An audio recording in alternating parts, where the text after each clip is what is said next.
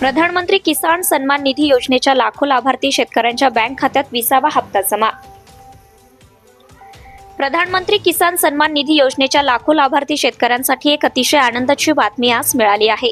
दीर्घ प्रतीक्षेनंतर केंद्र सरकारने आज 2 ऑगस्ट रोजी शेतकऱ्यांच्या खात्यात या योजनेचा 20वा हप्ता जमा केलाय। भारताचे यशस्वी पंतप्रधान नरेंद्र मोदीजी यांनी त्यांचा संसदीय मतदारसंघ वाराणसी येथून देशभरातील शेतकऱ्यांना ही रक्कम जारी केली आहे। यावेळी तहसील कार्यालय पारोळा येथे आमदार माननीय अमोलदादा पाटील यांच्या प्रमुख उपस्थितीत तालुक्यातील शेतकऱ्यांच्या खात्यात ही रक्कम जमा करण्यात आली।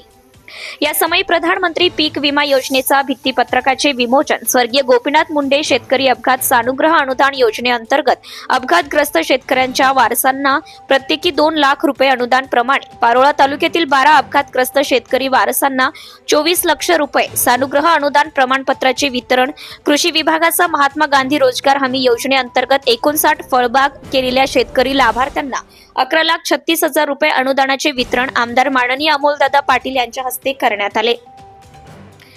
या प्रसंगी तालुकाध्यक्ष मधुकर आबा पाटील, बाजार समिती माननीय उपसभापती दगडू बापू पाटील, तहसीलदार डॉक्टर उल्हास देवरे, तालुका कृषी अधिकारी दीपक आहेर, शेतकी संघाचे संचालक भैयासाहेब पाटील, सुरेश पाटील, कैलास पाटील, योगेश पाटील यांच्यासह महसूल व कृषी विभागाचे अधिकारी, कर्मचारी, शेतकरी, पत्रकार उपस्थित होते।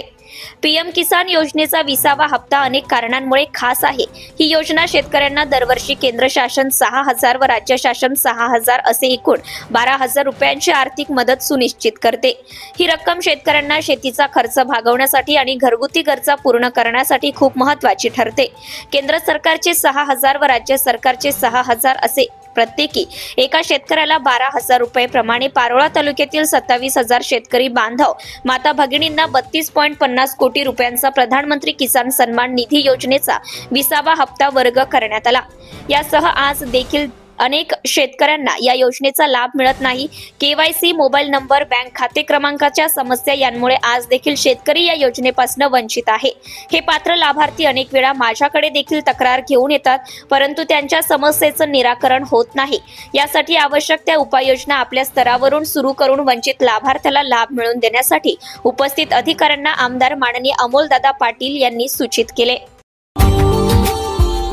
Subscribe now and press the bell icon. Never miss an update.